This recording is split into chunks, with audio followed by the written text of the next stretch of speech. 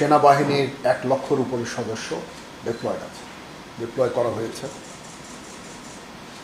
বিমান বাহিনীর 3730 জন সদস্য এয়ারম্যান ডিপ্লয়েড আছে এবং নৌবাহিনীর 5000 সদস্য ডিপ্লয়েড আছে।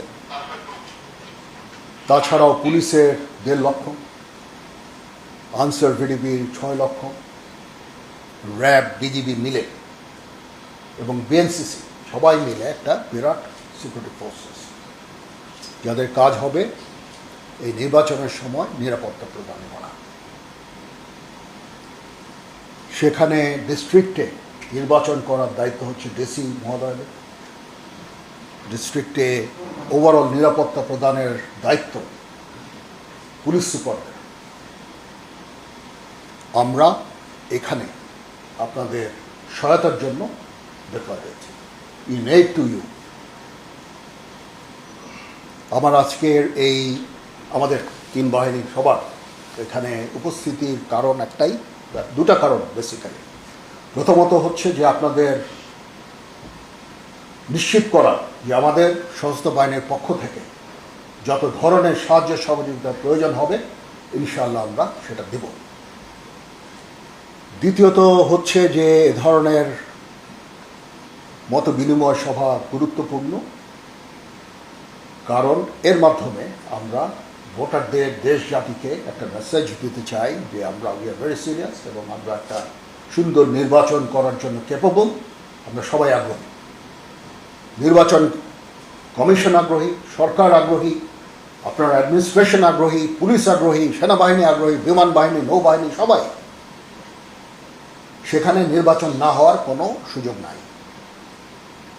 এত বিপুল সংখ্যক সামরিক বাহিনীর সদস্য অতীতে ডিপ্লয় হয়নি, আমার জানা মতে হয়নি। আমরা রোবস্ট পেট্রোলিংয়ের মাধ্যমে পরিস্থিতি নিয়ন্ত্রণে রাখব। যদি পুলিশের স্ট্যাটিক ডিউটির পরে সদস্যর ঘাটতি হয় পেট্রোলিংয়ে, সেই ভয়েড আমরা পুরো করব। তো দিস ইজ দি 2 পারপাস।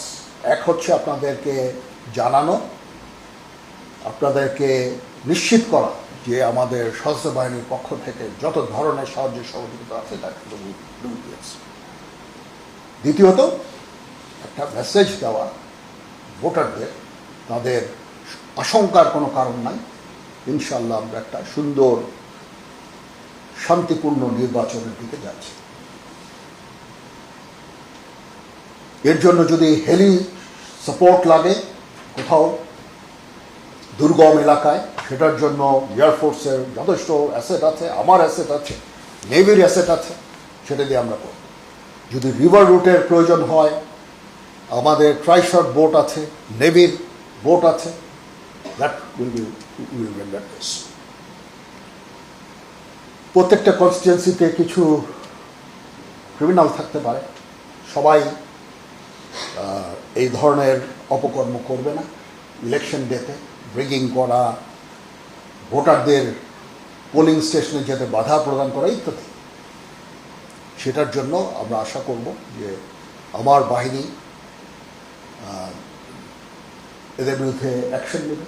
আপনারা আইদার ডিটেনশন অথবা মামলা, যেটুকু বলে, মানে অপরাধ করলে যেটুকু আইনের আওতায় নিয়ে আসতে হবে।